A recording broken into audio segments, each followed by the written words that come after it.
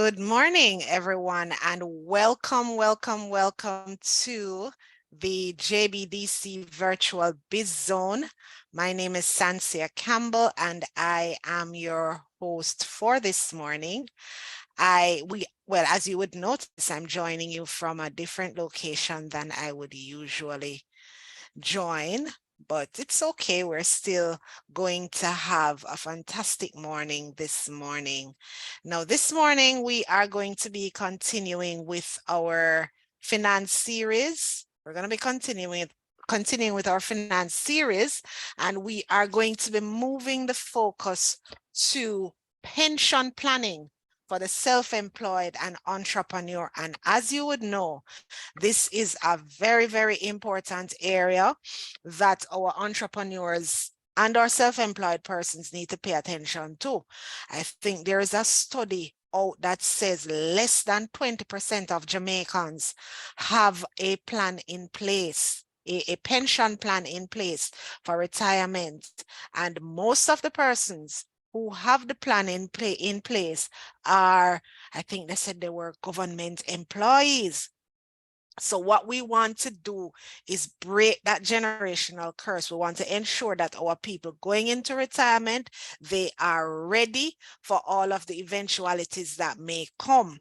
So we have a lady joining us this morning, and I would want to think that she is the maven of everything that deals with pension. I mean, when it comes to pension planning, if you're not having a conversation with Grace McLean, you're not having a conversation. She is such a wealth of, she has such a wealth of knowledge on the topic, and I'm going to tell you a little bit about Grace, right? Full disclosure, I know Grace long before she became a financial advisor and retirement specialist. I knew her when she was in sales at the Hilton and I was in the communications department. But at this moment, Grace is a licensed financial advisor and an experienced retirement specialist. She hosts a weekly financial literacy program, Dollars and Cents, on Love 101 FM. She is also a financial columnist who writes a weekly feature for the Jamaica Observer. She has spent over 18 years of her employment in the financial industry, and as a consummate sales professional, she achieved major milestones in sales and customer service while working in the hotel sector. So that's where I know her from.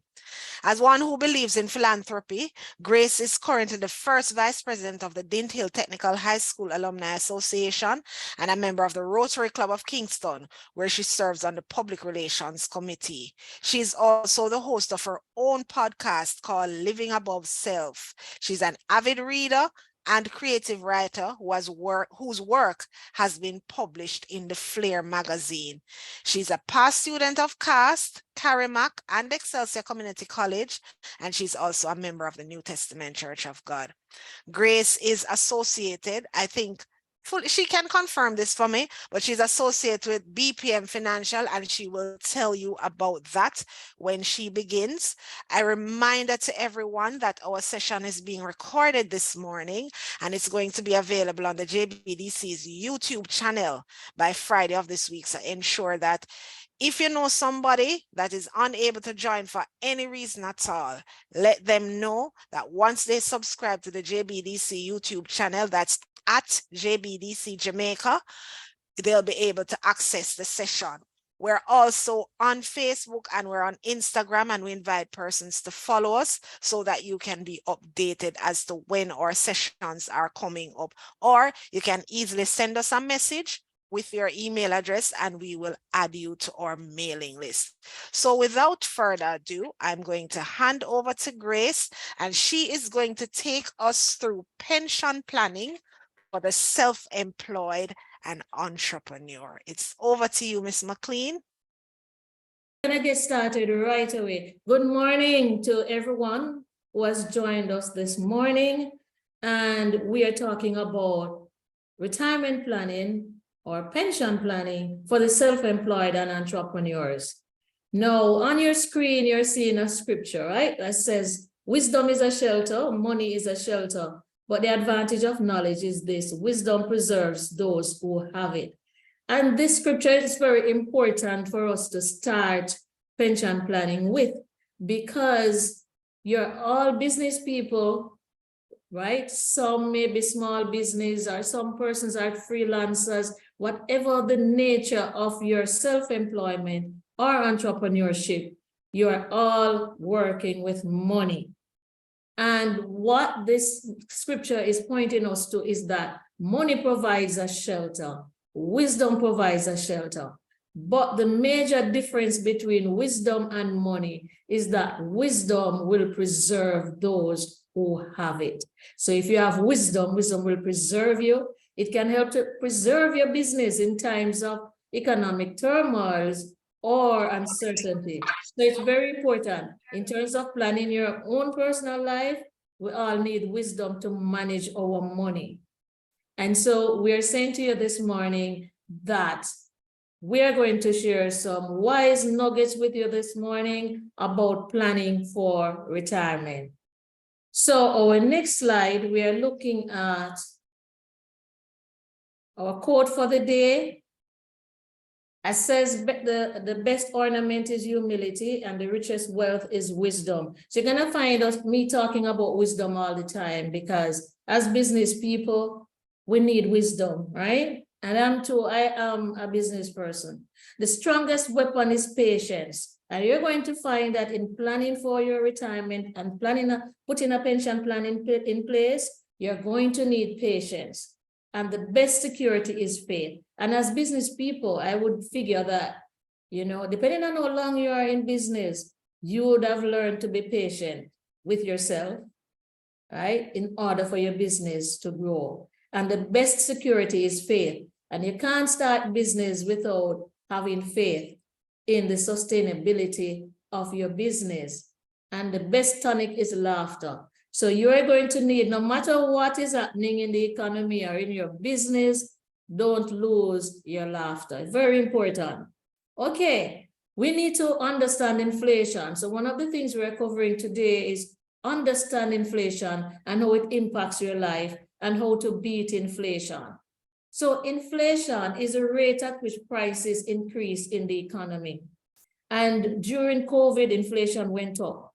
And it was even worse during 2022 when the war started in the Ukraine. And I'm sure as business persons, you must have felt the effects of it.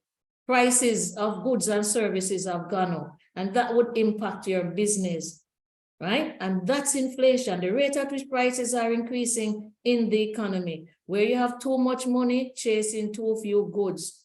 When you have high interest rates, and the cost of loan becomes more expensive, and therefore your goods and services become more expensive. The inflation rate is about 8 points. It's less than 9% at the moment in Jamaica. Bank of Jamaica is trying to keep inflation below 8% to have it at 6%. Now it is said that inflation can be a problem if it's too low, and if it's too high, it's also a problem. And so it's very important for us to understand why the Bank of Jamaica would want to keep inflation at a certain rate, so that you can have employment and growth in the economy. So inflation is like blood pressure. If it's too high, you're going to have a problem. And if your blood pressure is too low, you have a problem. So there's a rate where it's normal. Right? And that's the rate that DOJ is trying to get at, where persons can cope and the interest rates are not too high for you to expand your business in terms of loans, etc. And also for you to have a reasonable return on your investment at the same time. Okay, so if we go back to 2004, 1,000 Jamaican dollars could buy 12 loaves of bread. What has happened since? The cost of living has increased, and therefore your $1,000 today cannot buy 12 loaves of bread. This is why it's important for us to have a pension plan in place, to plan for retirement. And as I said, you are all business people. And I'm going to show you why you need to plan for retirement. On your screen, we're going to share some tips now by Warren Buffett. Now, Warren Buffett says, never depend on a single income. Make investments to create a second source of income. So we're going to cover how you can make other sources of income. Do not save after you have spent money. What you need to do is put aside money from your business to save and invest, and you spend out of what's left. So you have to commit to yourself what is reasonable based on the performance of your business, based on your plans for future growth, what is reasonable for you to put aside to save and invest, and then you budget to spend from what's left. So it says if you buy things you don't need, soon you will have to sell the things that you need.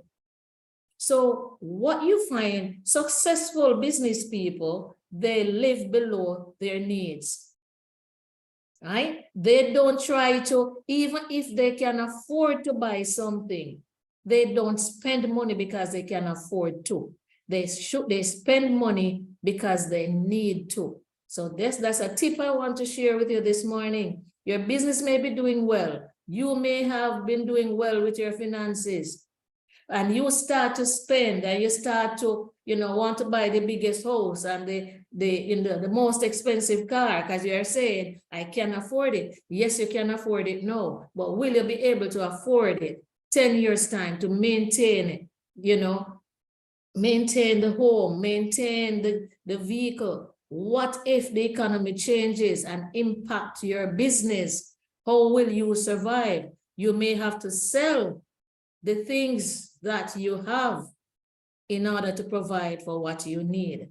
Do not put all your eggs in one basket. That's another thing. So you need to be investing. So you have your pension plan, but you need to be investing as well.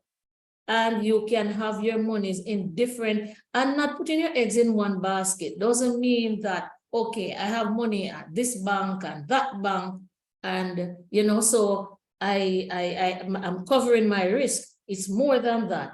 It's about having money in different industries. So if you are investing, and say you're investing in stocks, you look at investing in technology, you look at investing in manufacturing, in the financial sector. So if something is happening in one sector, you'll find that the other two may be performing better. So that's part of not putting all your eggs in one basket. You spread your risk and you maximize your return. Never test the depth of the water with both feet. Otherwise, you will drown. So this is about managing your risk. So your appetite for risk is very important. And your appetite for risk has to do with how much risk you will take in order for your business to grow and give you above average return. And so you have to take risk in your business. And so you have to look at the appetite for risk.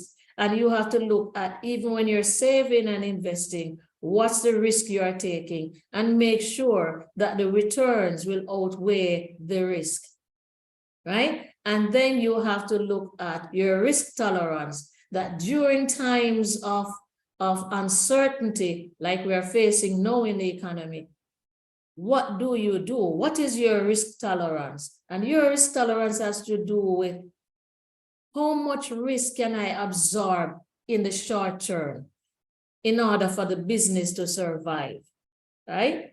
In the short term. So you look at, okay, this situation not gonna last long. I have my risk tolerance have to be at a certain level so that I don't go under, but I go over. So honesty is very expensive. It's the code says, do not expect it from cheap people. But so honesty is very important in your business, and it helps for your business to survive if you are honest.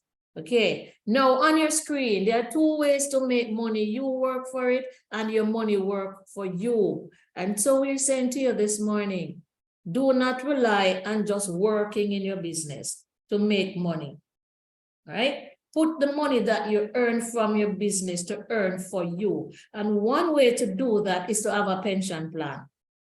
So there are registered pension plans available in Jamaica. The company I work for, BPM Financial Limited, has been around for 30 years. and is a proven pension fund manager in Jamaica. We are leaders in pension fund management. Up to 2021, the latest research that was done, BPM was averaging 14% per year on pension funds. What we're saying is we are the leaders in pension fund management in Jamaica.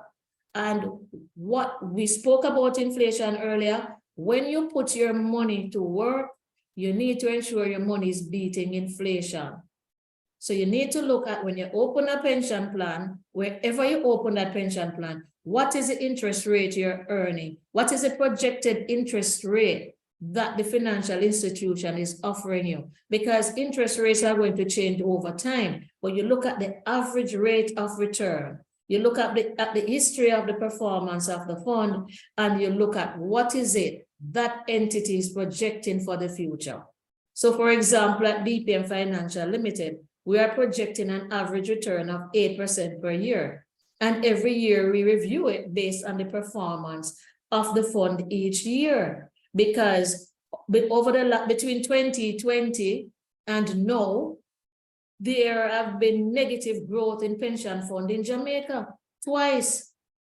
Pension funds in Jamaica, whichever institution you have it, experienced negative growth between 2020 to now.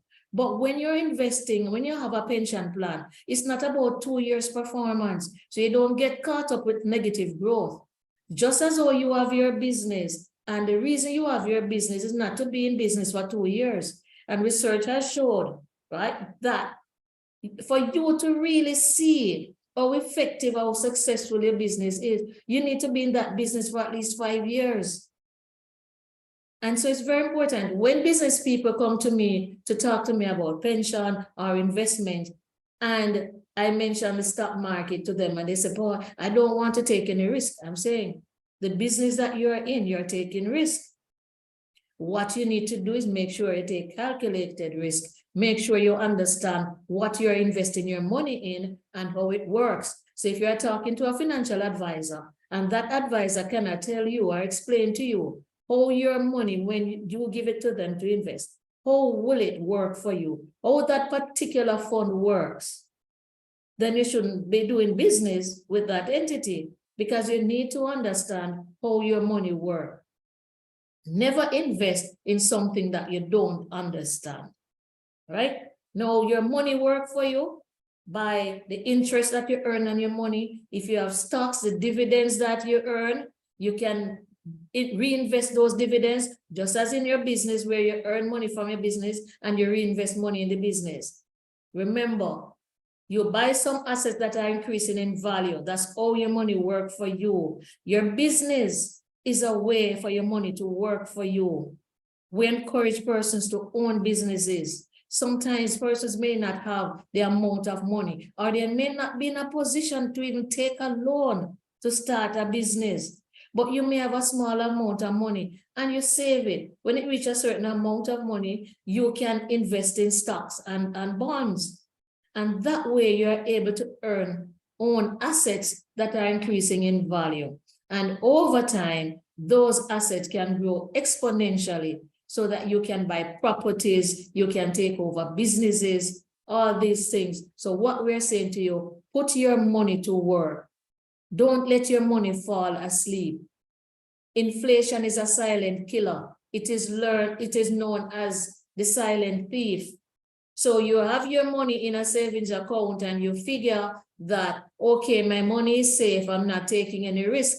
But as I gave you the example with the bread, that you could use 1,000 Jamaican dollars in 2004 and buy 12 loaves of bread, but you cannot get 12 loaves of bread with 1,000 Jamaican dollars now. So if you had that money sitting down in a bank account, not earning much interest, 0.00 or 0.1% or 2%, or even if you had it sitting in a CD, but earning 3%, 4%, over the long term, it's going to lose purchasing power, because if inflation is growing at over 8% per year, and you are averaging 2% on your investments over time, it means you are losing 6% of the value. Your money is losing value over time. So make sure you understand how to invest your money so that over time it can beat inflation. All right. Now, there is a retirement crisis in Jamaica. There's also a retirement crisis globally. In the US, 50% of the working population in the United States do not save for retirement. They will have an issue. But we in Jamaica, we are worse off. Because in the US, they may go and print money. Jamaica cannot afford to print money. So during COVID, you would have realized that there were stimulus checks in the US that they gave to persons, so that persons could cope during the crisis. Jamaica could not resort to that, right? And you are seeing the inflationary impact of that now because the war started and the prices of goods and services have gone up because people have saved a lot of money in the US during the COVID because they got this a lot of money from government, but they couldn't spend it. So as soon as the economy opened, they were able to spend. Businesses were making money from it, right? But then inflation comes in and the price of goods, because when you have too much money chasing too few goods, you have inflation and the prices go up. So people are living longer. In Jamaica, 20% or near 20% of the working population in Jamaica has a formal pension plan. People are living longer in Jamaica. Up to yesterday, a couple came in to my office. And you know what they came in to do? They sold a home. They sold a home that they have because they're saying they're 72 years of age. They're saying they're too old to even rent out part of the home because they don't want to be in problems with collecting rent and maintaining the place, not trusting people at their age now. The level of trust is not so good. And so they're not renting out any part of the dwelling. What they have done is sold the property and paying rent. They have decided to pay rent for the rest of their lives. And when I ask them, you know, why decide to pay rent, they are comfortable. They were saving for their pension for years. Now that they're not working, their pension together is able for them, provide for them to live comfortably. No, when they sold the property, you know what they did? They diversified. They did not put all their eggs in one basket. And they took a percentage of that money to me to invest for them to provide income. No. So every month, they'll be getting income, the interest from their investment. They will be taking money from that. Whenever the pension, there isn't enough for a month based on bills that may come up, they will pull from the interest. But they have invested that principal to provide income for them for the rest of their lives, right? So this is the same thing that you may have businesses and you may decide to sell your business by the time you retire. But you have to be as wise as this elderly couple. They are not benefiting from one stream of income. It's important as business people that you have streams of income. As I said to you, they have a pension that they collect every month. Both of them collect a pension check every single month. And they're going to get that pension for as long as they live.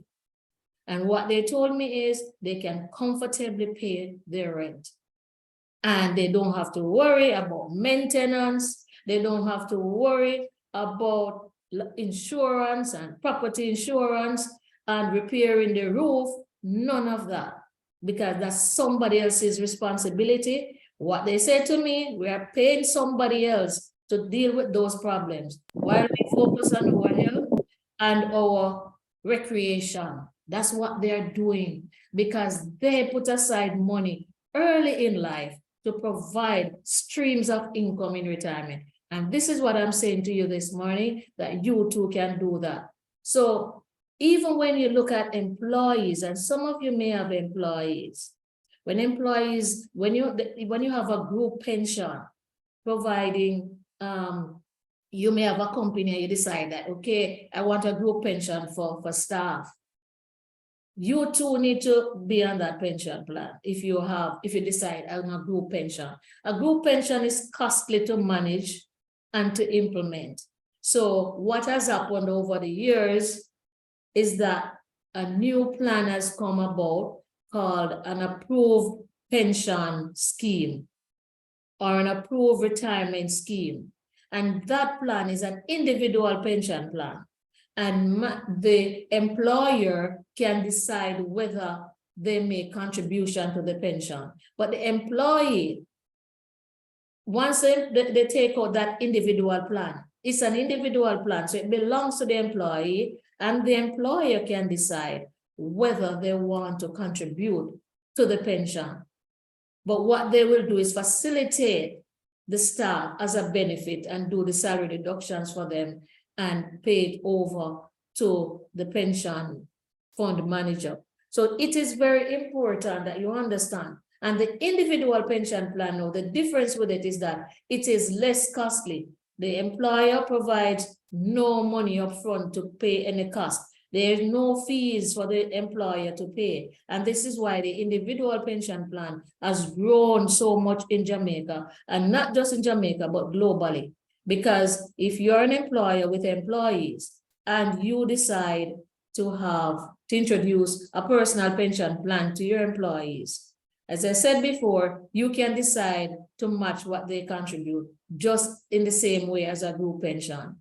Or you can decide not to, but as a benefit, you are supporting their plans for the future. Now, if that employee decides to leave the job tomorrow, or you terminate the employee services, what will happen is that it's the employee's pension plan. You will not be able to contribute to it anymore, but that plan moves with that employee. So that person can keep that pension plan for life. So that is the beauty of having an individual pension plan. And I'm suggesting that business persons, whether you're self-employed, once you're an entrepreneur, take out a personal pension plan, individual pension plan, and encourage your employees to also have.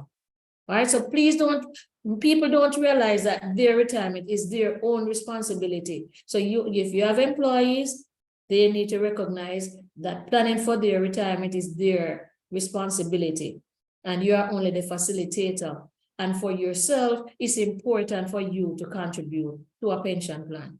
I have 2 business partners, a major business in Jamaica, and I was invited to do a pension presentation to the management and staff. And few of the staff members agreed to have a personal pension plan.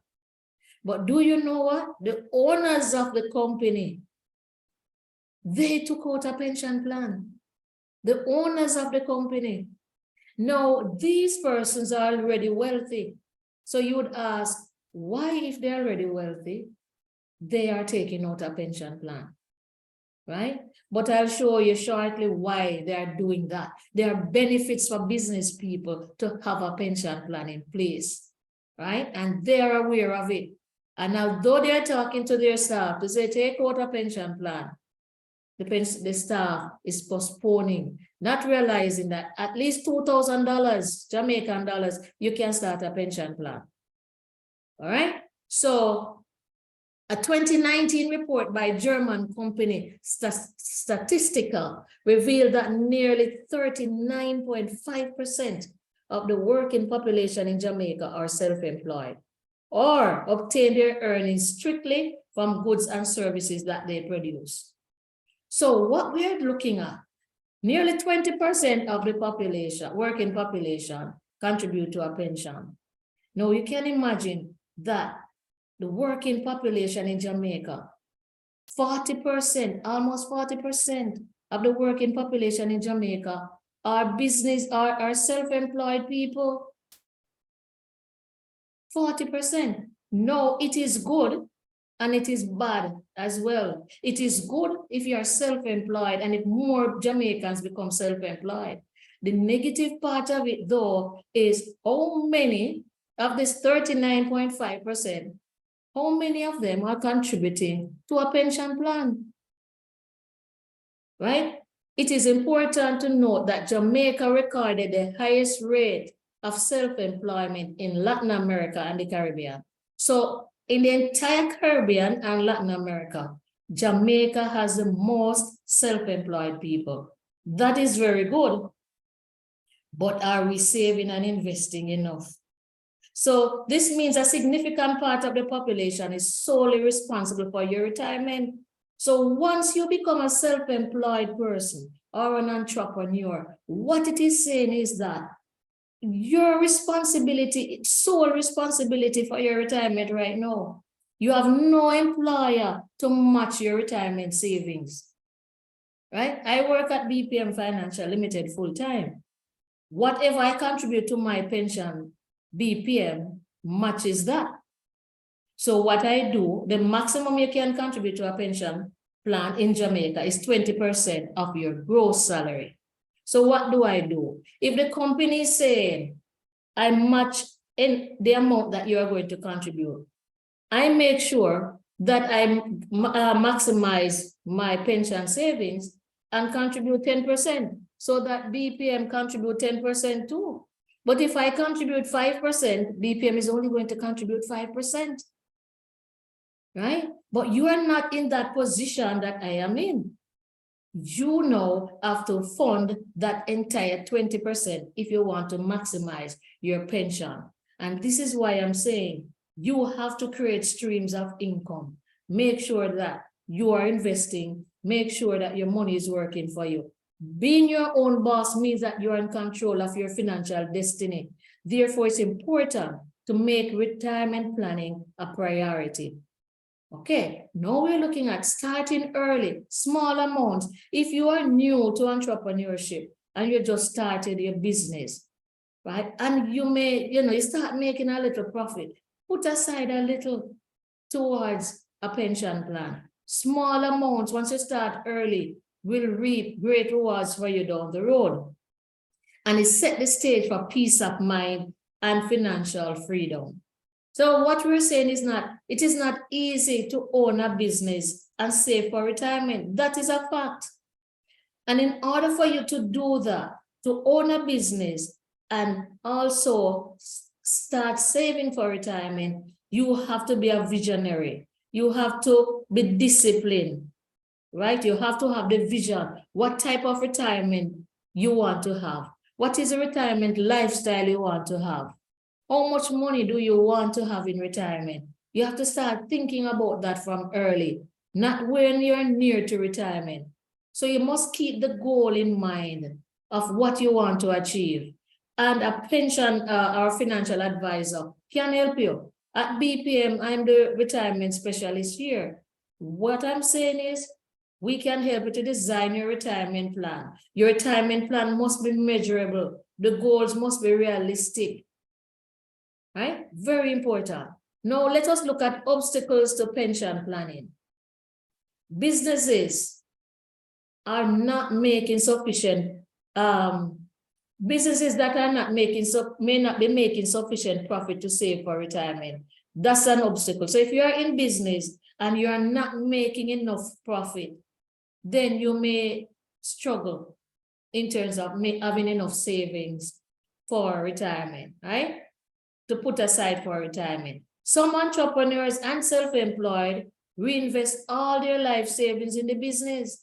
So if something should happen, you have no buffer, you have no emergency fund, because every cent is tied up in your business. So you have to relook how you manage your business. Again, a financial advisor can help you with that. So some persons plan to sell the business to provide a single source of income in retirement. Again, it's not wise in retirement to depend on a single source of income. Things can go wrong in the economy and your business has to shut down. Don't rely on a single source of income in retirement. Your mindset is also very important. Some persons, some entrepreneurs don't see the need to save for retirement, because they're saying, okay, I have a house or I have 2 homes, I'm going to rent them out and and I'm collecting the rental income from it. And they don't consider that the home needs to be insured. They don't consider the maintenance cost of those homes.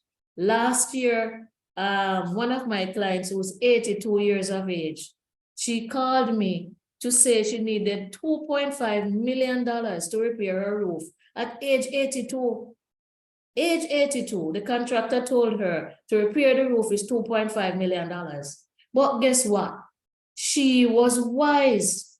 When she retired, she brought money to BPM. She opened an emergency fund, which is a low risk account. Should anything happen in the short term, she could pull money from. And then she put the rest of money in stocks.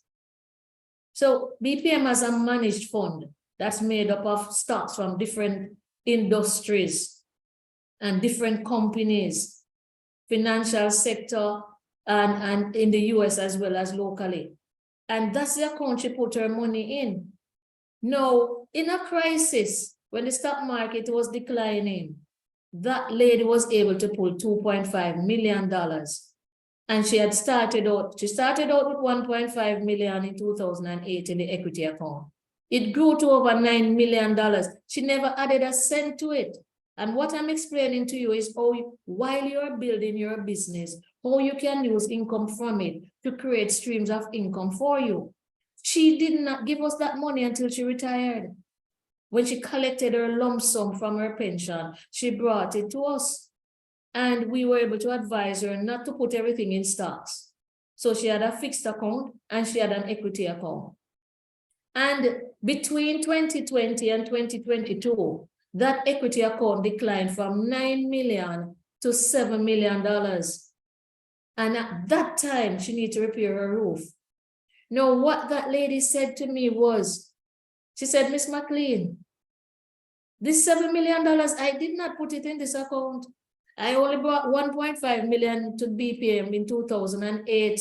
And she brought that 1.5 million and put in that account at a time when stock markets weren't doing well globally because it was during the global financial crisis. That was when she invested. And that year, her equity account lost 14% of what was in it.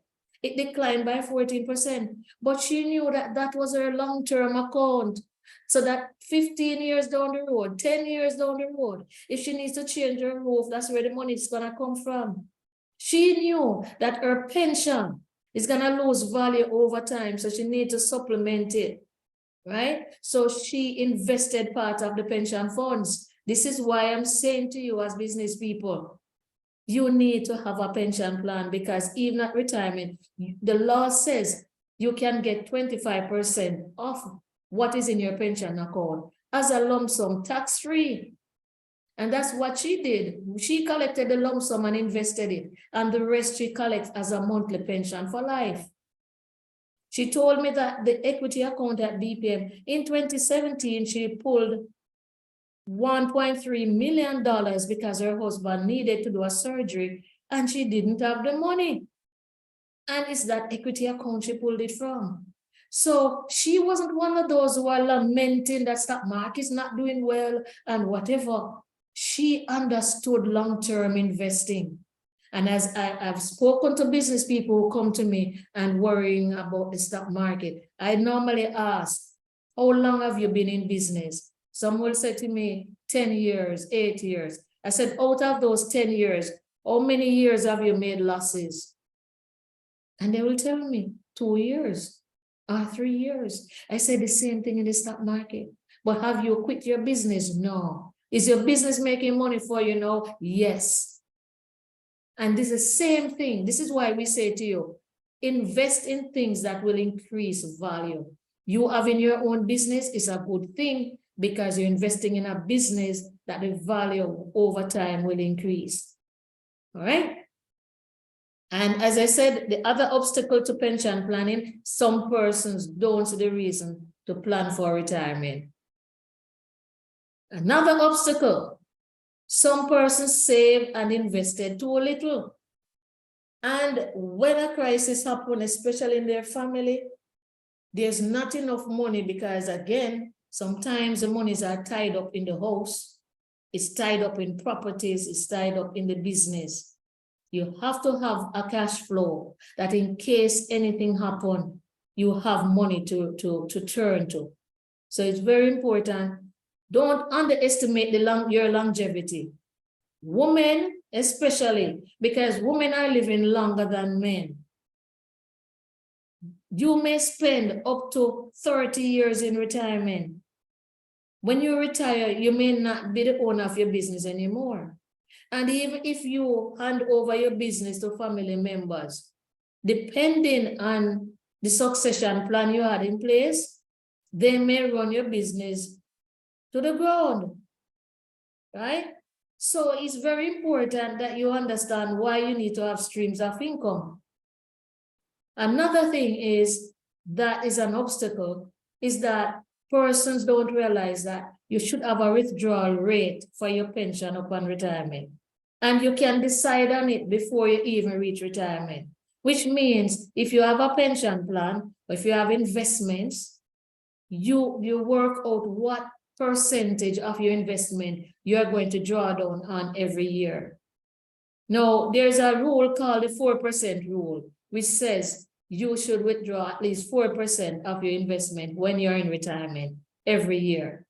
But that is just a guide because everybody's situation is different. For some people, you may have to pull down more than 4% of what you have in your investment. But the idea of that rule, a withdrawal rate, is that you don't want to run out of money in retirement. You don't want that to happen to you. So this is why, because research has also shown that within 5 years, many retirees go broke because they will have the lump sum that they get. And the first thing they do is they buy a brand new car, or they do some other thing with it. They decide, oh, I'm gonna go on tour and do all kind of stuff. And then they reach 5 years into retirement and all the money is finished. And all they have is a pension. That's one stream of income only. And they have no savings, they have no investments. And in case anything happens, there's nothing for them.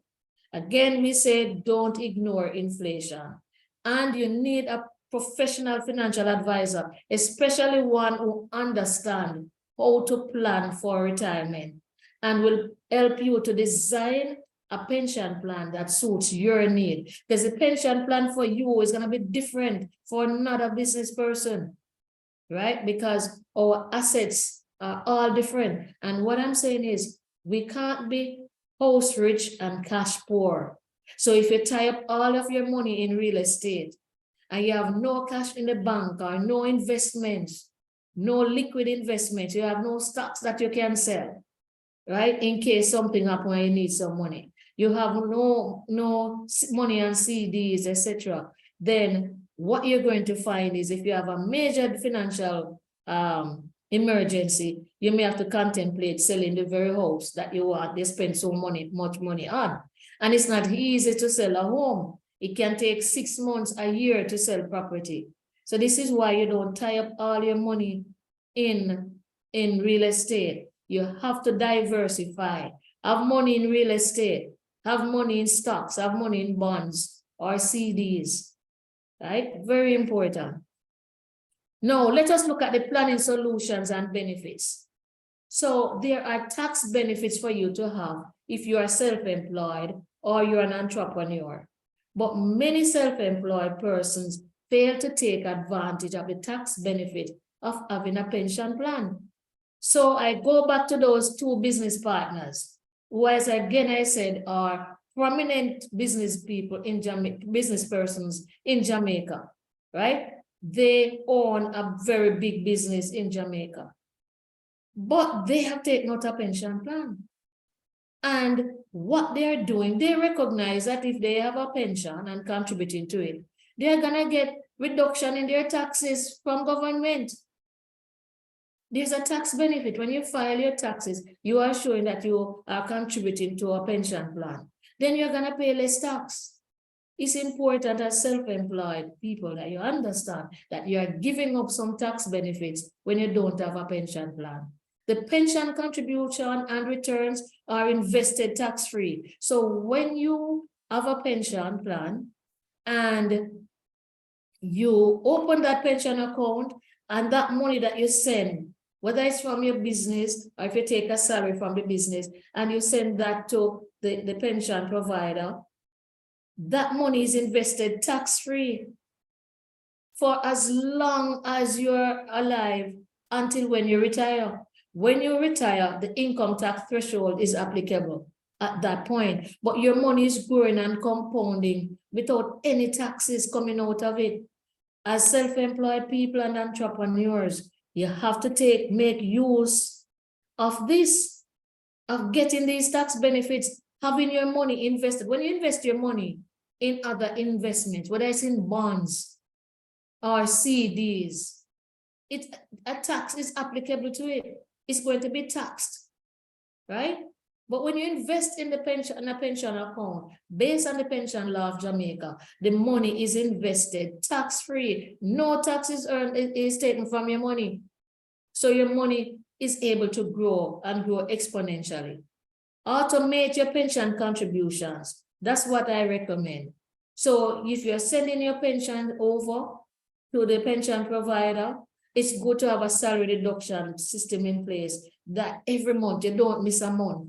Because what you're doing, you're missing the monthly compounding of your money. The more often you contribute money to your pension, is the faster your money compound. All right? That is why we recommend for persons to pay their pension monthly instead of annually. Right? But your pension options are flexible. You can pay annually, monthly, right? Semi-annually. You choose your method. And you choose what time of the month you want to make the deposit to your pension. The pension law of Jamaica also stipulates that because the ceiling is 20% of what you have stated as your salary, you can put lump sums to your pension, but the lump sums and the contributions you make during the year, like the monthly contributions, must not exceed 20% of what you earn for the year. All right? It must not exceed 20%. And you may be wondering why there is a ceiling. Why I can't put 30% of my salary into a pension plan. And the reason is this. Your pension funds are locked away. When you invest your money in a pension fund, you can't borrow from it. That's based on the law of Jamaica. You can't make any withdrawals from it. So therefore, if you were to put most of your disposable income into a pension plan and you have a financial crisis, you can come and say, can I borrow some money from it? Can I withdraw some of the money? The law does not allow you to do so because it's protecting you from yourself, that when you retire, there is money for you. You may work for 40 years, right? And then spend another 30 in retirement. And those 30 years, you may not be working, or you may not be actively working in your business. So you have to look at where will enough income come from if I'm to spend 20 or 30 years in retirement. Very important that we understand that. Okay, another thing is that pension contributions, I did mention that, it will, because you're contributing often, whether monthly or semi-annually, the compound interest can really create a substantial retirement nest egg. Entrepreneurs should also encourage their employees, again I say, to plan for a retirement and help them to understand why they need to. Remember that the employees contribute to the growth of your organization. That's a benefit that you can give them. Just talking to them about having a pension plan, inviting a company like BPM Financial Limited that has been doing this for 30 years to come in and talk to your staff, even doing it online like what we're doing now. The benefits, to point out the benefits of having a pension plan and starting early. It's a benefit that you are giving them to say, I'm gonna help you for you to have a better future. That even if you leave this job, you are going with your pension plan with you and you can continue contributing to it, right? Ensure that pension fund beats inflation. We can't understate that at all. Now on your screen, and this will be useful to those of you who have employees. If you have an employee who's age 20, that employee has 540 paychecks left before retirement. Normal retirement is age 65. Early retirement is between age 55 and 64, right? If you're age 30, 420 paychecks are left for you to earn. If you're age 40, 300 paychecks are left. And age 50 is only 180 paychecks. So those people who tell themselves that I have time, and if you have employees and they say, no, it's too early, I have time to plan for retirement. Look at the amount of paychecks you have left. And then it will dawn on you that I need to start now. Starting later is gonna cost you far more money.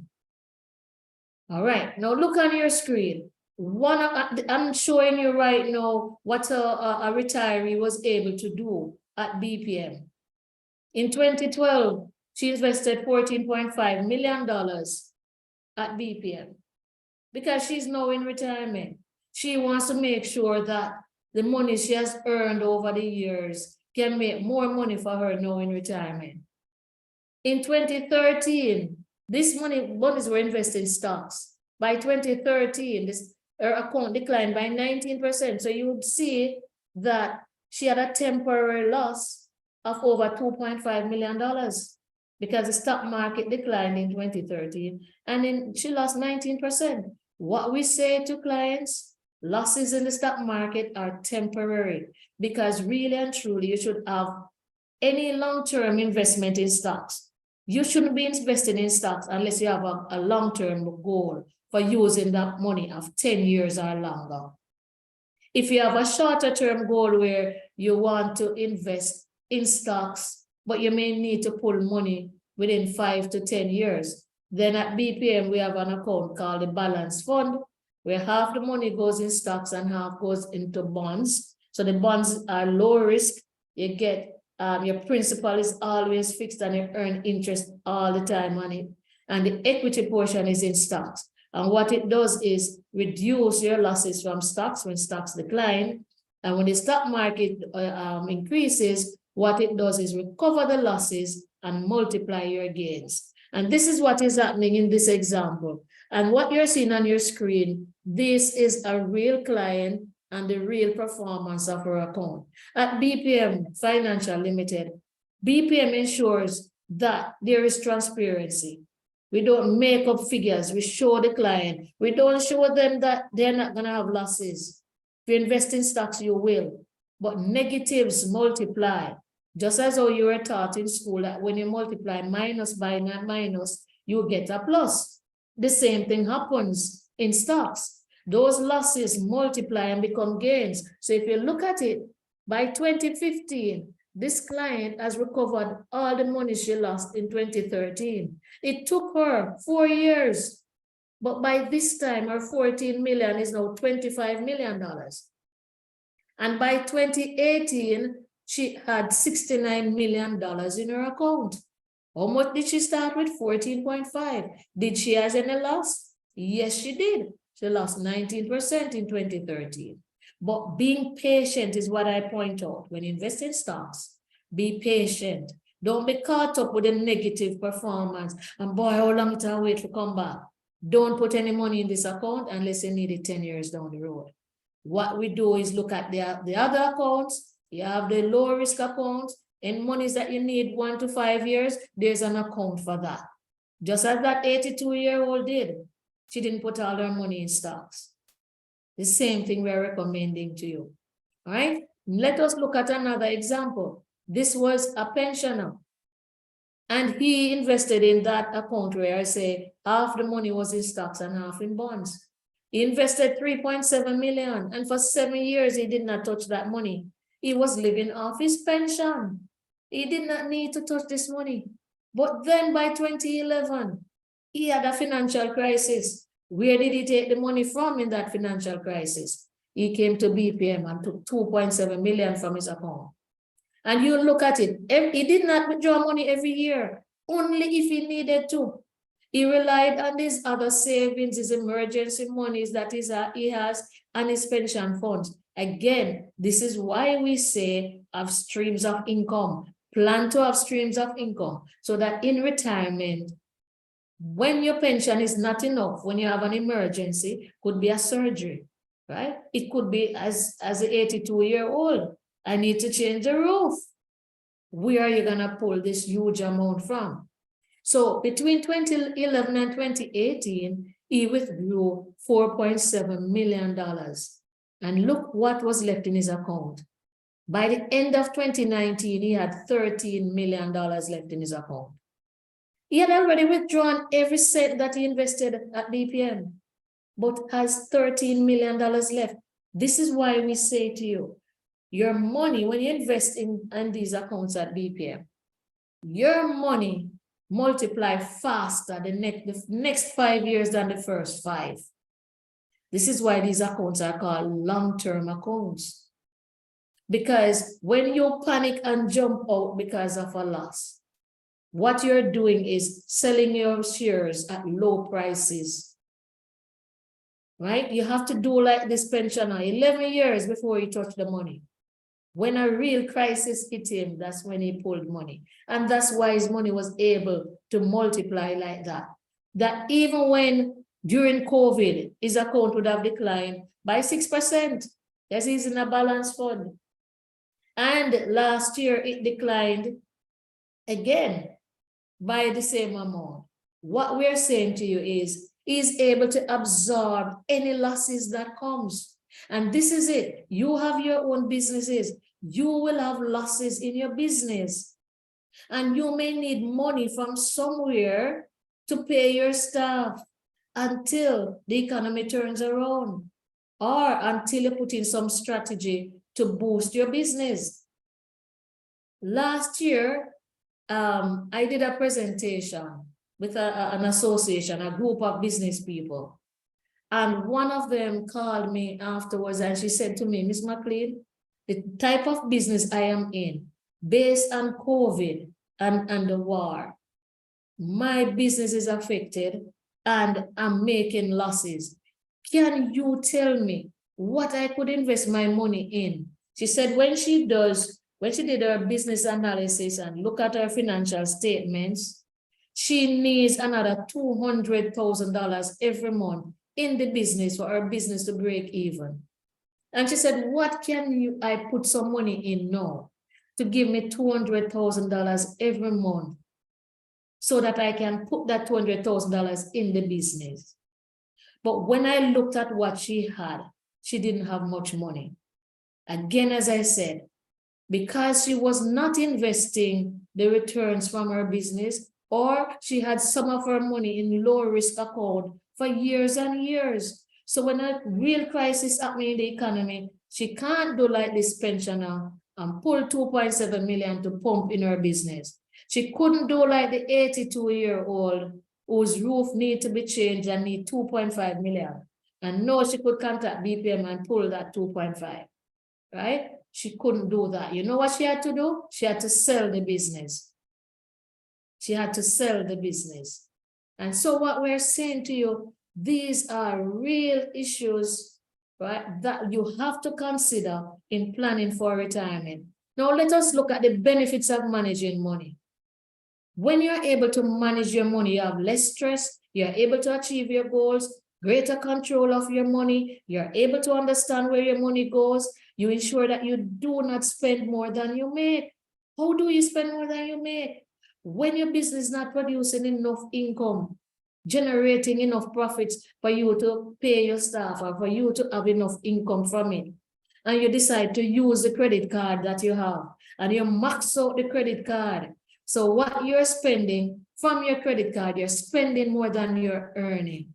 Or you have to take a loan to meet the bill, to pay the bills, whether your personal bills or the bills from the business. You're spending more than you make, right? So what we're looking at, how do we properly use our money?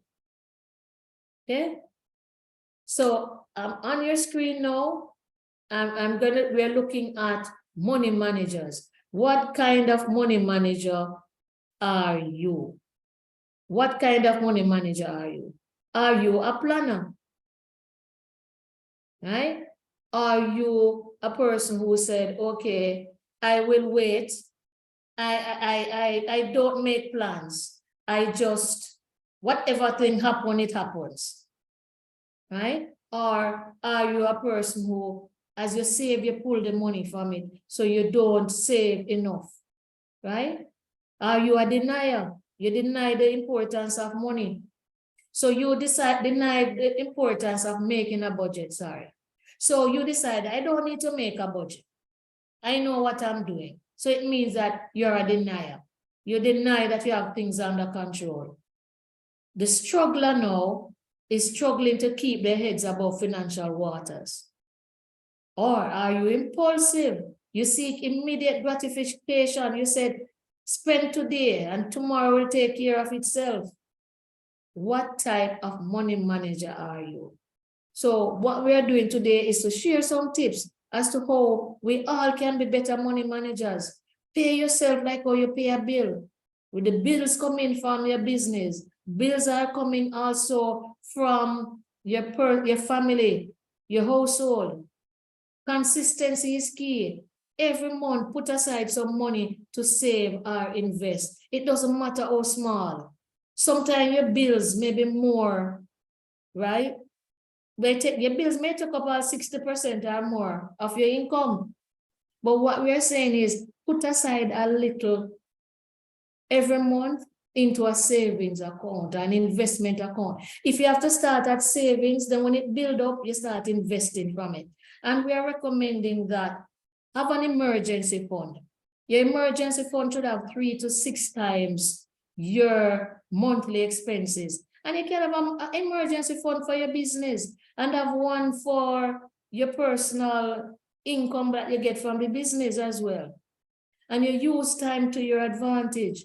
Don't be afraid to invest.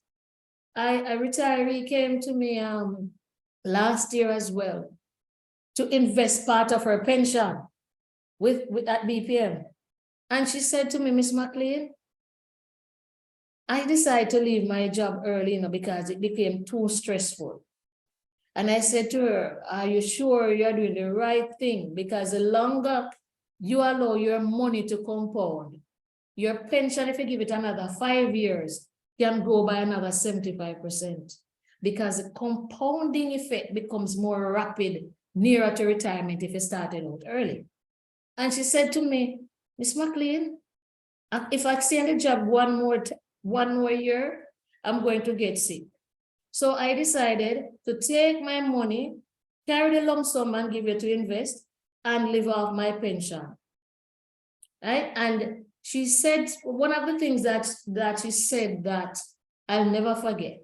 She said to me, when you stop working, the paychecks stop coming, but the bills never stop.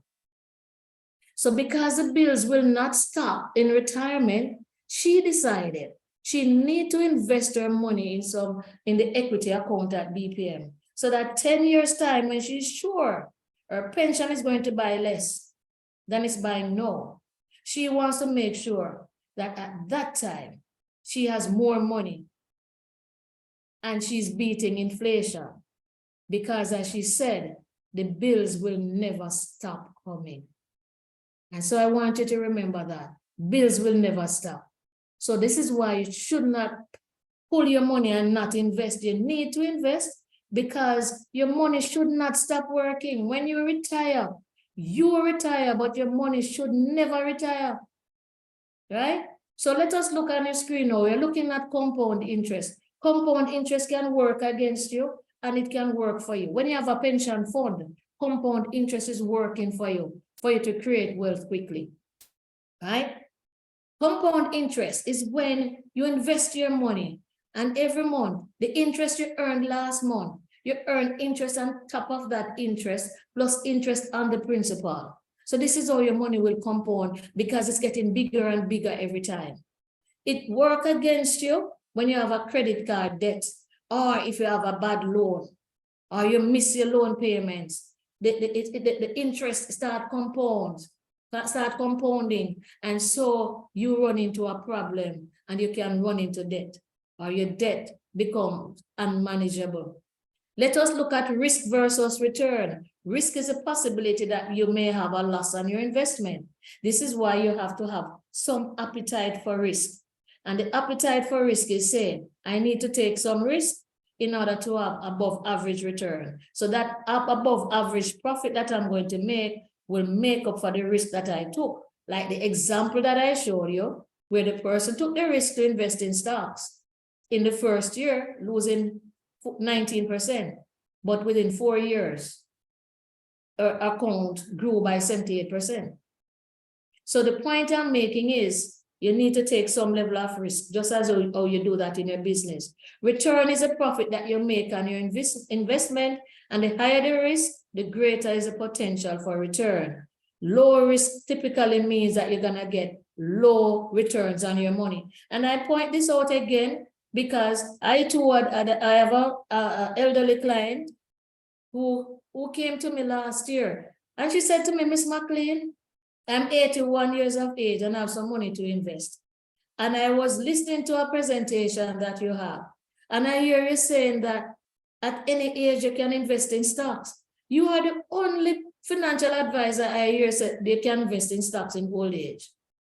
And I decided that I'm going to talk to you, because when I listen to you, I see where it makes sense. She said to me, she was able to look at her own situation as she listened to my presentation. She said she retired at age 62 or age 60. Age 60, because at the time, retirement for women was age 60. And she said when she retired, she decided that she's not putting any money in no stock market. So what she did, she had her lump sum from her pension. And she said she went and she enjoyed herself, and she spent and she spent and she cashed in all her insurance policies. Because she felt that her pension will last her. She did not realize that the pension is going to lose value over time. So she said she was spending on a spending spree the first 3 years. And then she said the monies that she had invested, she invested in a low risk account. And now at 81, she said, Miss McLean, I'm running out of money. All I have left is $1.5 million in the low risk account. And she said, if I had taken a little risk and just put a little part of that in an equity account, age 60 to 81, 20 years invested in stocks. She said, Miss McLean, would I have some money now? So she said to me, she has $1.5 million. And she said, if I live another 5 years, I don't know what is going to happen, because I don't have no family to take care of me. And I want you to help me to stretch this money. So put it in the stock market for me. And I said to her, no, I can't do that. Based on your age, there is a formula that I'm going to apply. And I'm going to share this formula with you, because you too may have heard financial advisors or financial institutions saying, once you reach 60 or 50 or whatever, you should not invest in stocks. That's a recipe for poverty when you listen to that advice. The guide that you should follow, if you are age 50 and you want to invest in stocks, take away your age from 100. So at least 50% of all the money that you have, you can invest in stocks. Because the rest of it, you're gonna put in a low risk instrument.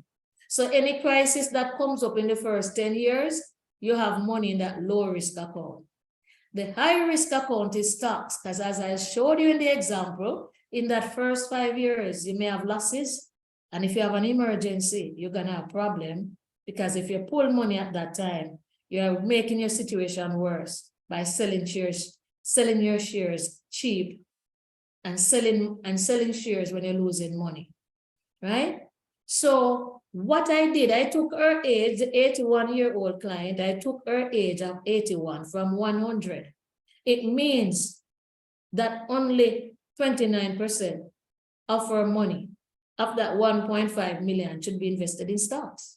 Then I have to look at her health, because if she's not healthy, then she can't put even 21% in it. So there are a number of factors you have to look at. You have to look at, the person's living situation. Can the person afford to put 20% in stocks? And what we did, we worked out a plan. We put some of our money in US dollars. We put some money in low risk account. The bulk of that money went into low risk. In case she has any emergencies in the first 3 years, she pulls from that. After the first 5 years, she can pull money from the stocks, the one that has stocks. And we didn't put her in straight stocks. We put her in stocks and bonds, right? But she ended up getting 3 accounts from that. A US account, a low risk account, and that is what is helping her now because she's living off her pension. She said she will survive. She's not gonna touch her money for another 3 years because she don't know how much longer, how many more years to go. And she wants to make sure she has money. So what I'm saying to you is there are formulas, but you need financial advice because of a professional and experienced and licensed financial advisor can sit with you, do a fact finding, look at all aspects of your financial situation before making a decision. So the formula is only a guide. You have to adjust it based on each person's situation. All right? Okay. So finally, we're saying, don't outlive your money. Your money should outlive you. So I'm going to break here for questions and answers. I do have other slides I want to show you. I want to show you if you how to plan, how to budget for retirement in terms of if based on your salary now and your age, how much money you'll have by the time you retire. So I do have a pension calculator, but I'm gonna depend on the host to tell me what I do now. All right, Grace. Oh my God. Oh my goodness. I wrote down so many things. So I'm going to invite persons now. If you have questions, just begin to stick up your virtual hand or you can post your comment in the chat. But let me ask you some of the questions just to get the ball rolling. You had mentioned at some point in your presentation, starting from an individual perspective, when you are employed, say for example, you're employed to Guardian Life and you have a group pension. When someone resigns from the organization, they have access to that pension for money, that their contribution. Do you Right. recommend that they use that to start a business, or should they leave that pension and allow it to continue to grow or continue to contribute to it? What are your recommendations for something like that? All right, and that's a good question and a good scenario.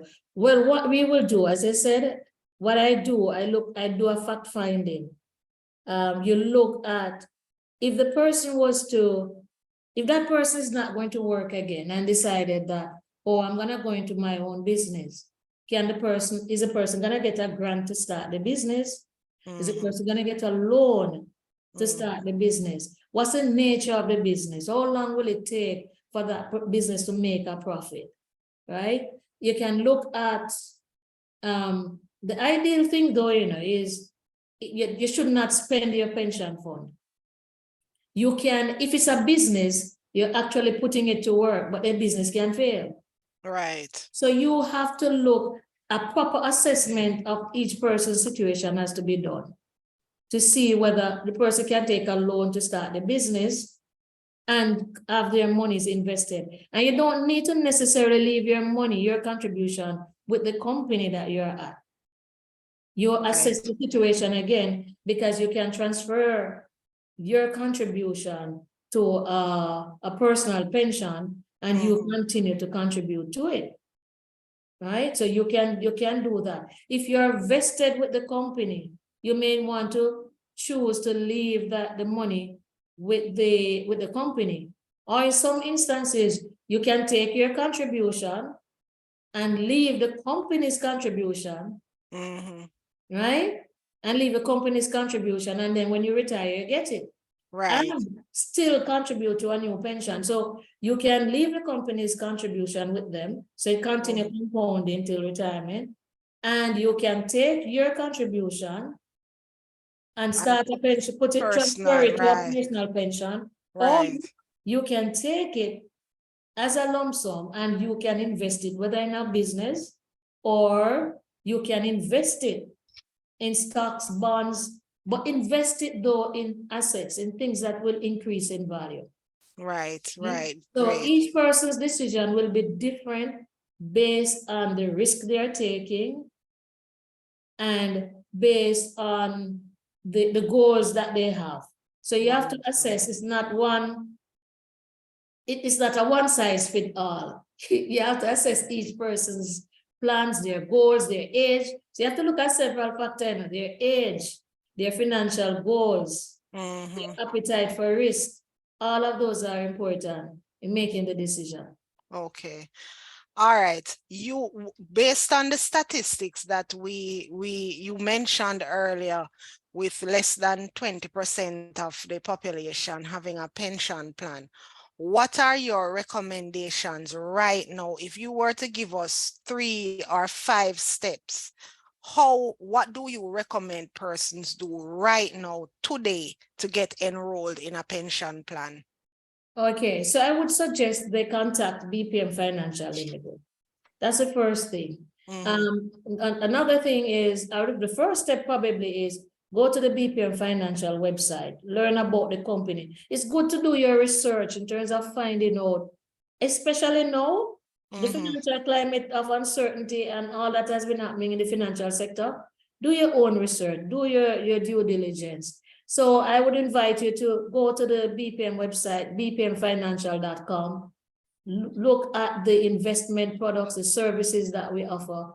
Look at the pension fund. The applications are all online, so you actually can get started same in this week, because once you complete the application forms, you just come in with them and you sign in our presence.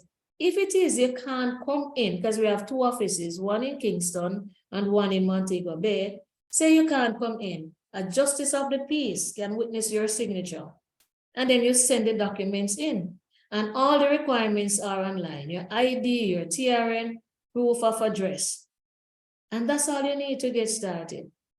And you know, and then what I wanted to do for you before the session ends is show you a retirement calculator, because your next thing that you may ask is, how will I know how much to contribute? Exactly. We're gonna definitely go through that that retirement calculator, because I specifically want that for persons who are online now, who don't have a pension plan, whatever age you are at, because as you said, that will play a significant role in what persons are able to do. But let's go through some of the questions in the chat.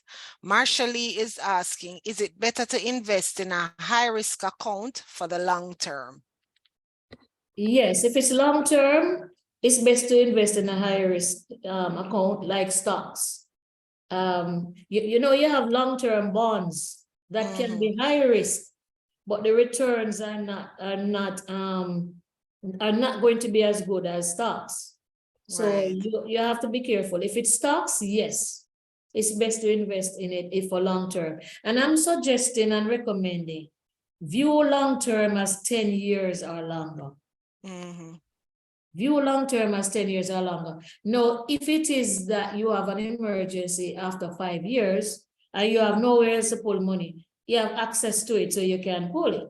But for best result, it's 10 years or longer. This is why you can have several accounts. An account in case an emergency happened before 10 years, the stocks and bonds account would be good for you, like the balance fund. So you can withdraw money safely between 5 to 10 years without worrying about risk. And the longer you invest in stocks, I should point this out, the less risky it becomes. The less risky it becomes. And this is, and again, the example of the 82-year-old woman who had to repair her roof last year is a case in point. she invested 1.5 million. Right. And then in a crisis where it declined from 9 to 7, she's saying it's 1.5 she invested. And she had withdrawn her investment, her principal long ago. So this 7 million now, what her principal did was create a new principal for her that continue to grow and multiply. So she's not caught up with the decline because, as she says, what it is doing is bearing fruits. And when you invest in stocks, the whole idea is to prepare you for the next crisis, because you're not going to escape emergencies and crises in life. So emergencies will happen, but we have to plan for it.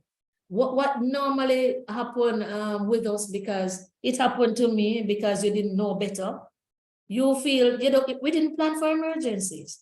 So when something happens and you do need some money and you may have to go and take out a loan or max out your credit card, you are saying that, boy, I never know this was going to happen. It's an emergency. The truth is there's no excuse, because we should know that emergencies are a part of life.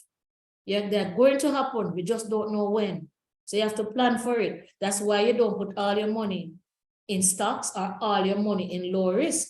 So you can have one account that is low risk. Those are for emergencies. I keep adding to them because you're benefiting from compounding. And then you have the high risk that is for 10 years down the road. Again, right. The example of the 82-year-old is just perfect because her low risk account is still at BPM. She has not touched it. If she so if she has an emergency now, she can pull it. It has millions of dollars. It just does not have the amount the equity has, because equity will always outperform low risk account in the long term. What are your recommendations for persons that have already passed the age of 60? What can they do right now? All right, they need to start investing. And what some persons, like at BPM, it's 100,000 Jamaican dollars to start an investment. Some persons don't have the $100,000 to start. You can open a pension plan up to age 65, though, because another thing that business people can do is, because you're in business, your own business, you don't have to retire at 65. Right. You can retire at age 70. Right? So you can decide, and the law allows you to go up to age 70. You don't have to take your pension at age 65. You can let it go to age. Will it continue to grow if you don't take it at 65? It will multiply. It will continue to. And again, I use the example of the 82-year-old. The compounding is faster now. And as I said, nearer to depending on when you start though, the person was been investing or start a pension 20 years, 30 years, and then reach age 65 and say, I'm giving it another 5, will have far more money. And let me use this example as well, because it came to mind just now. I retired, I think he was superintendent of police. He came and he met with me upon retirement and invested, opened several accounts. And he said to me that, he was going to take early retirement 5 years ago. And his financial advisor, he said he submitted the request. He got through with the request to retire early. He said he was looking at the amount of money he was going to collect. It was a big lump sum he was going to collect. And he decided, I'm just going to get my pension and leave the stress of the force. And his financial advisor sat him down and worked out the figures for him and said to him, if you wait even 3 more years, you're going to have your lump sum is going to be much bigger than what you are going to get now. Your pension, your monthly pension, he said at the time, if he had retired, his pension would have been $80,000. When he retired, his pension was $180,000 a month. Wow. So that was considerably more than. The lump sum was even far bigger than what he would have gotten if he had taken the early retirement. What people don't realize is that when you retire early, you're pulling your money out of the fund. No compounding can take place. You're losing that time. that your money would have compounded. And so when he shared that with me, he said he never regretted it because, he's much better off now. He was able to invest most of that money. The lump sum, he brought it to us to invest for him. And he's living off his pension comfortably now. But another 10 years, his pension is gonna buy probably, a half quarter of what what it, is. yeah. Yes. So Yeah. he's wise enough to know that he has experience where he left the money in the fund and it multiplied. And you ask a good question too. Do you need to contribute to it? And you don't have to. Once it's in the fund, it's in a fund. So the fund is earning interest. Your money is in it. It will automatically earn the state interest as well. Right. I think one of the concepts that we need to teach persons, entrepreneurs, whether they are entrepreneurs or employed, is the thing called the time value of money. And the fact is that $5 million in 2000 is totally different from $5 million today, and it will certainly be different from $5 million 10 years down the road. So the more that we can do to make that money work for us, it is the better that we will end up. All right, one more question, Just a moment before you go, because I'm glad you mentioned that point, and there's a formula that I want to leave with our audience today. You mentioned the time value of money. Now there's a formula for that. It's called the rule of 72. And you can Google it afterwards. The rule of 72, it tells you how long your money takes to double. So for example, if you have $10,000 sitting in a bank account and it's earning 1% per year, you divide 72 by 1. The answer would be 72. That means it's gonna take 72 years for your money to double, for that $10,000 to become $20,000. Wow. So this is why it's important to put your money in things that will multiply the longer you have it. So for example, I got a call from a lady who said she had $1 million 20 years ago at a commercial bank. She didn't want to take any risk. She said it was for her retirement. So she put it there to grow for her retirement. And 20 years later, she said she has not earned $50,000 on the $1 million. No, when I plug in that 1 million in our investment calculator, what it was showing me, if she had invested it in the balance fund at BPM, she would have had over $20 million. And if she had invested it in straight stocks, should have had over 40 million. What? So BPM, I need to call you, man. So what people don't understand is that you investing and keeping this money sitting down and saying that, boy, I'm not taking any risk. So depending on what you put your money in, but you have to be patient when you invest in stocks. You have to be patient. So what's it called? The balanced fund. I'm gonna have to take you have the balanced fund, which is say you invest $1 million. Half is in stocks and half in bonds. And if you have it in an equity account, all the monies are in stocks. Now, what you have to realize, and I'm sharing this because we have to be practical.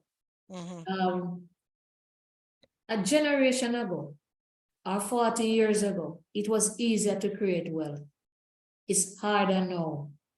There are things that have happened now that have impacted the economies globally. So for the first time in the world has seen 2 back-to-back crises. COVID, and before people could recover from COVID, you had the war in the Ukraine. Now, normally, you would have a 7-year gap, or even at least a 5-year gap between crises. And that's another reason why you have to have long-term investment. You have to prepare for the next crisis that's going to come. You don't know the nature of it. But when I do the research, every 7 to 10 years, there's a financial crisis. So in planning and doing your business, you have to think about it. Look at when was the last crisis. And you look and say, okay, if there's a financial crisis 7 years, will my business survive it? Will I have enough money in my investments? So even if there's a crisis and the stock market is declining, again, I'm going to repeat, you can fix your roof.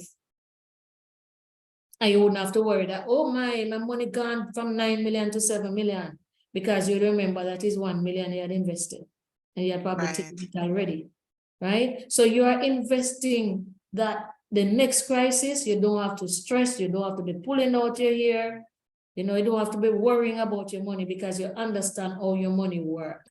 And that is what is crucial. Wonderful. All right, let's look back at this question here. With the advent of digital currency, will our money still be safe? I've heard talks that the stock market is going to crash in a few years. Can you shed some light on this? All right, so I'm glad she asked about that. Well, there have always been stock market crashes, always, right? The stock market is centuries old, and it has been proven, right, that the stock market has survived crashes before, and it will survive again, right?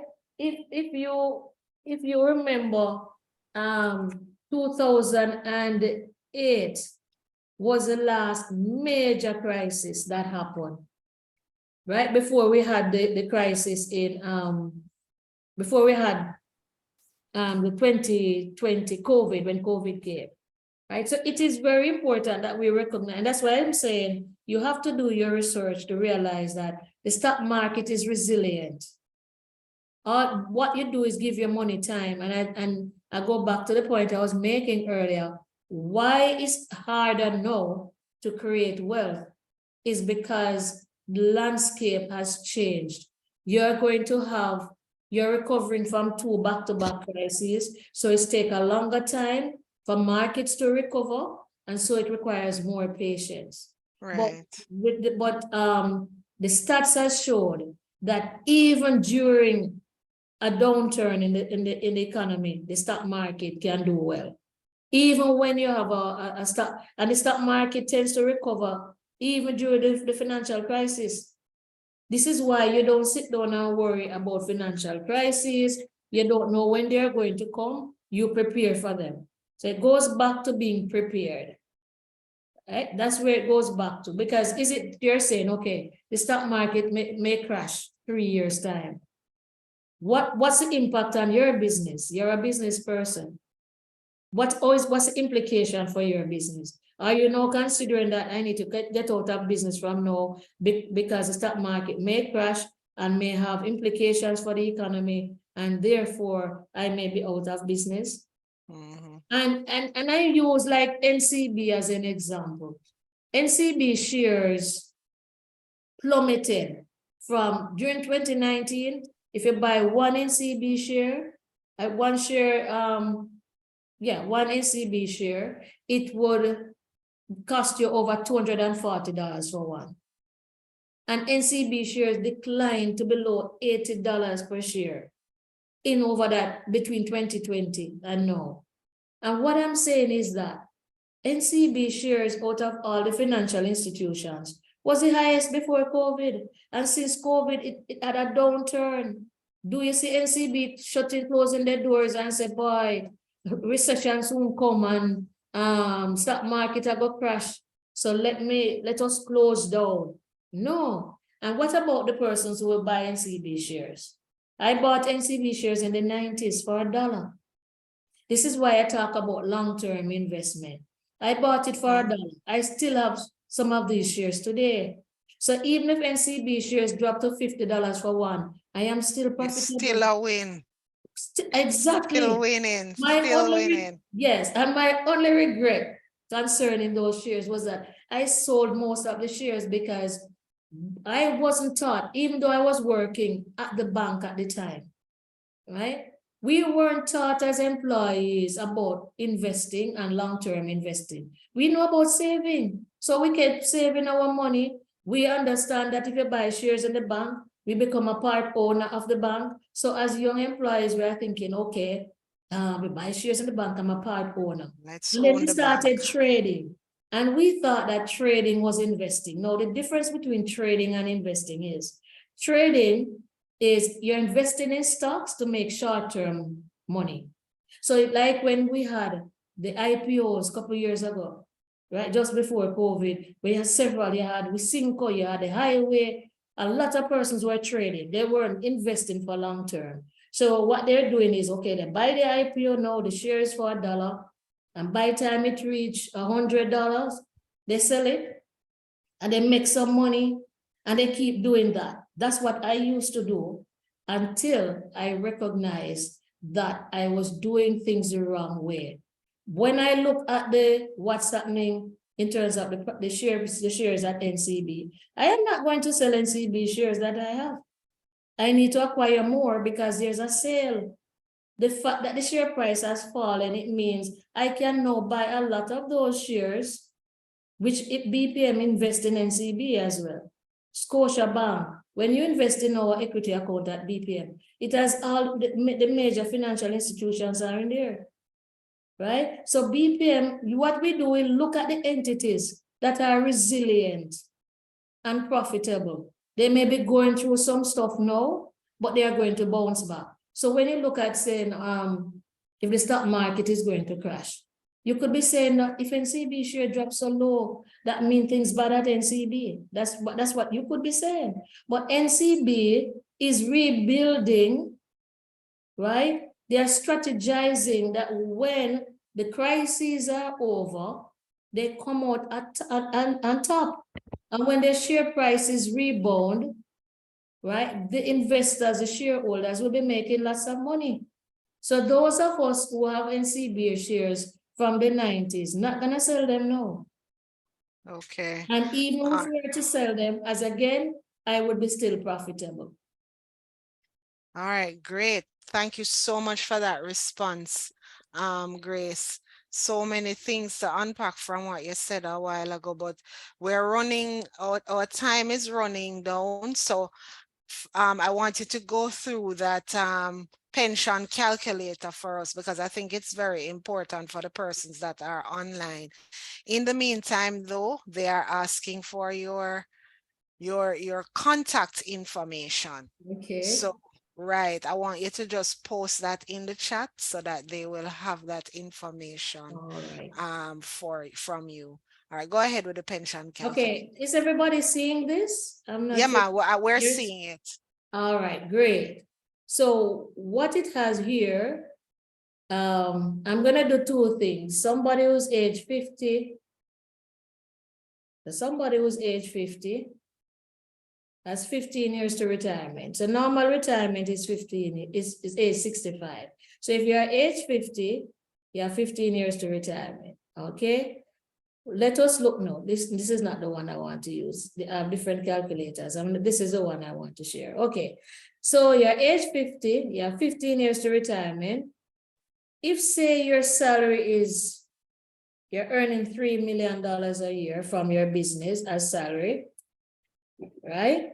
Because when you open a pension account and the application form, you have to estimate what your salary is from the business, right? So you're earning that. If you were to put 20% of what you earn into a pension plan at BPM, right? And this 3%, we're assuming that your salary will increase by at least 3% per year. We don't want to put it at 10 because 10 will inflate the figure, right? It's best to put it at a lower rate that's more realistic with, than put double digits in terms of salary increase. So say your salary increase until you retire is gonna be at least a 3% per year. It is saying that this figure here that you're looking at, $50,000, is 20%. The monthly amount, which is 20%, works out to $50,000 per month. At BPM, what we're projecting right now is 8% per year on your pension. So even though we are doing better, more than we have been averaging above that. To be prudent based on the economic situation, we are using 8% as a projection. So if we are to project 8% per year, because you have to assume an interest rate when you're doing projections, right? So we're using averages. You're earning at least 8% per year. By the time you retire, you'd have over $20 million in your account. That's what this is showing. $20,672,924.68. No, this is saying that your annual pension would be $2.1 million a year. In other words, every month, your pension would work out to be around $181,000 per month for life. And that is if at age 50, you put in $50,000 a month aside. That's what your pension would be. So somebody who's age 50 now may be saying, boy, this may not be enough, because the truth is you have started late. It's best to start contributing to your pension from the first time you start working. From age, as the law allows you to contribute to a pension plan, as long as you're working, from age 18, if you start working at age 18, you can start a pension plan. And if you start early, you'd have far more money. So I'm going to show you, but before I show you that, there's another part of this that I want to show you. This formula also calculates your pre-retirement income. So if you're earning $3 million now, and you take a salary increase of 3% per year, it is saying that by the time you retire, your salary in the business will be 4.5 million per year. No, it is also saying this 0.48 that you're looking at, it is saying that your estimated annual pension when you retire of 2.1 million is going to be 48% of what you are earning at the time you retire. So your income now will be valued at 4.5 million at age 65. And then when you retire, your pension is only 48% of what you were earning when you were working. Right? Now, experts recommend that when you retire, your pension should be at least 80% of what you were earning while working. And the idea behind that is that your expense is supposed to be less at that time, you know? So that is why they recommend 80%. In our Jamaica reality, many of us may need 100%. And the reason for that is starting late. And as Sansia spoke about earlier, that you may change jobs and you spend the money, the contributions that you got. Some people take back their contributions and they spend it. And every time you change job, they spend it, right? The good thing with the individual pension plan, you can't spend it, you're not getting it back until when you retire. Or if you die, your beneficiaries get it, right? But that is what was happening with many persons. And I did that too. When I changed jobs, when I left NCB and I got back my contributions, I spent it because pension look far away. You just tell yourself that, boy, I'm gonna earn lots of money and I don't need to start planning for retirement now. And guess what? Nobody was telling us about planning for retirement. And this is why the young people, and if you are young entrepreneurs, important to start now. Because nobody's talking about it. And this is why only 20% of the society, of the working population in Jamaica, contributes to a pension, which means we are in problem as a country. Because when persons retire, who is going to provide income for them in retirement? Where will income come from? Some persons say they're going to rely on their children to provide income. But your children can die before you. Right? So this is why we have to plan ahead in terms of what we do. Now, let us look at somebody earning the same salary, $3 million, but you're not 50, you're 25. And you look at the difference in terms of what the returns will be. Contributing the same $50,000. You see how it jumps? By age 65, this person would have 236 million in their account. And their pension would be $24.9 million a year. You realize that this person's pension, the person who's age 50 would only have a pension of 2 million. But the person who starts at age 25, pension will be 24 million for the year, which works out to $2 million a month versus $181,000 per month. This is a magic of compounding, right? This is why we say the longer you keep your money invested in a pension fund, the more it multiplies. Now let us look at the value of this person who is 25, now earning $3 million a month, a year. By the time they retire, their salary by the time they retire will not be 3 million a year, but 9.5. Now look at what this is saying. They're earning 9.5 million at retirement, and they went into retirement earning 9.5. But when they're ready to collect their pension at that time, is 236 million is in their account.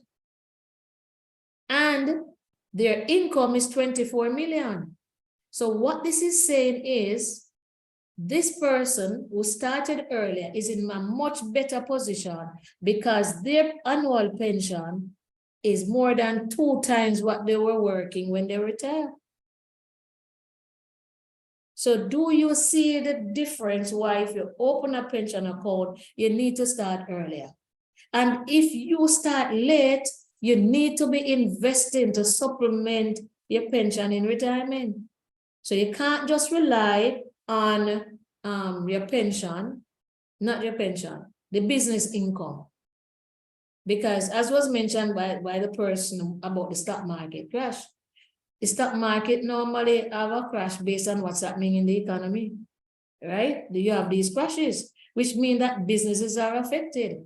So it goes back again. What if your business has to shut down during the crisis and during a stock market crash? Where will income come from? It goes back to that example with the woman who had to sell her business last year.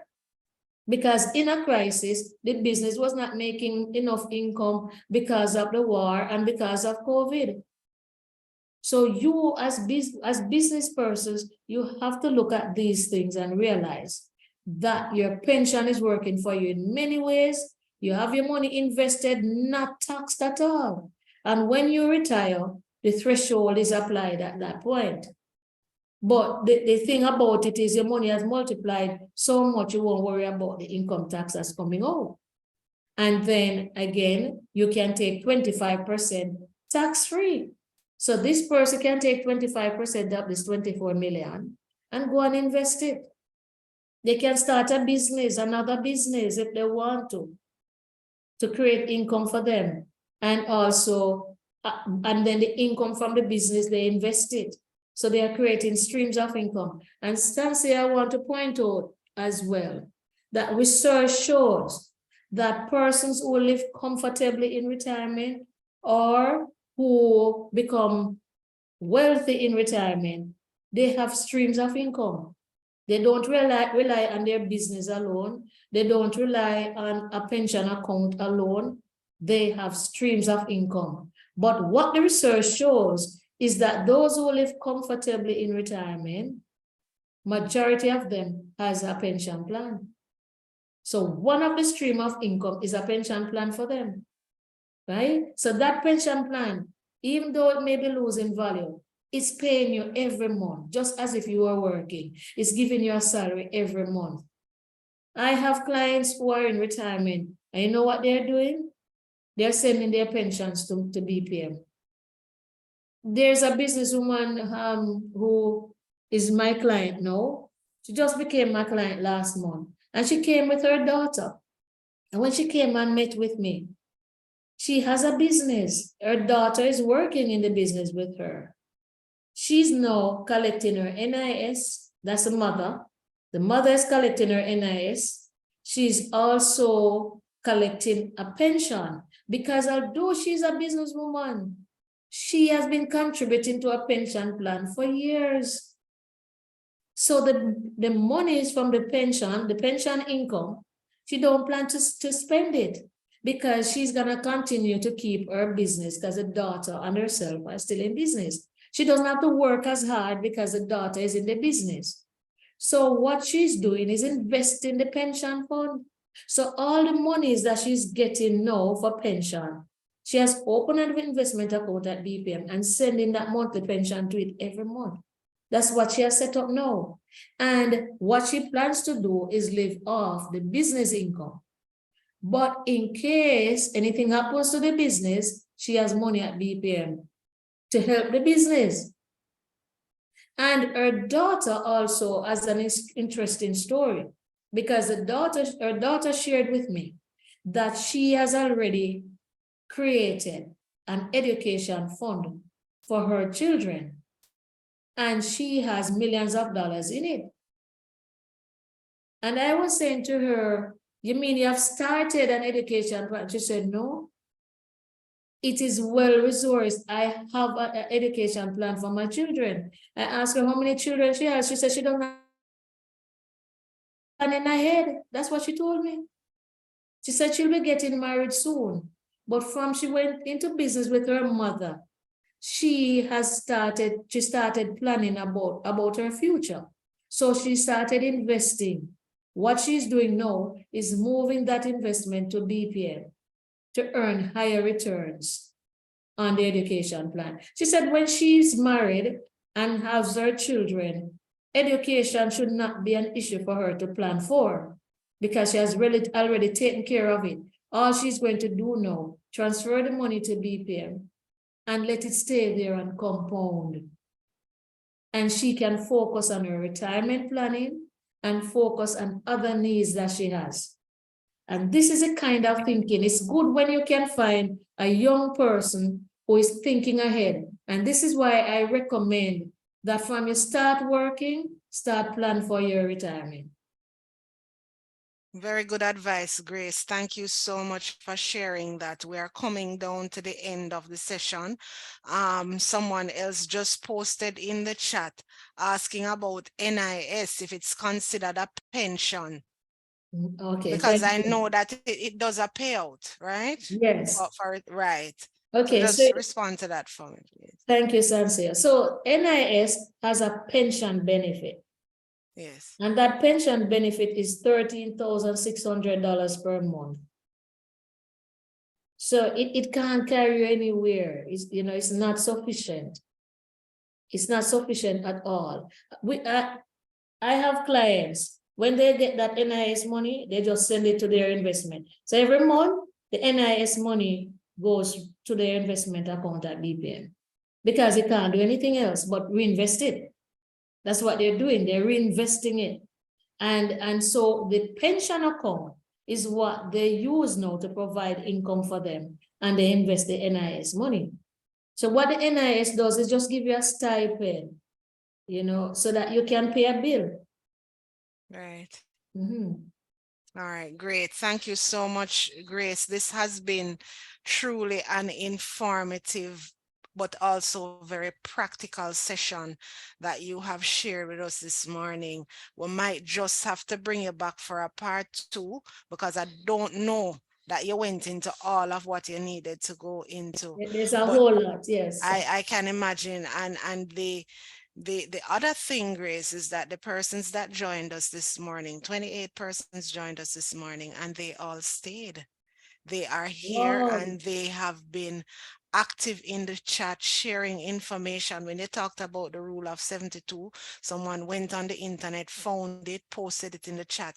So they've been really engaged in what you're saying. And so I've placed your email address, gmclean@bpmfinancial.com. Right. That's it, right? Right. I've placed it in the chat so that anyone who wants to make contact with Grace, just drop her an email there and she will definitely be able to share additional information with you. For the persons who said in the chat that they missed the earlier part of the session, don't worry yourself, we've got you. We have recorded the session and it's going to be available on the JBDC YouTube channel on Friday of this week. So you can look out for that. Just go on YouTube, search for JBDC Jamaica, click the subscribe button. That is the first thing I wanted to do. Click the subscribe button, because once you do that, you will never miss another session from us.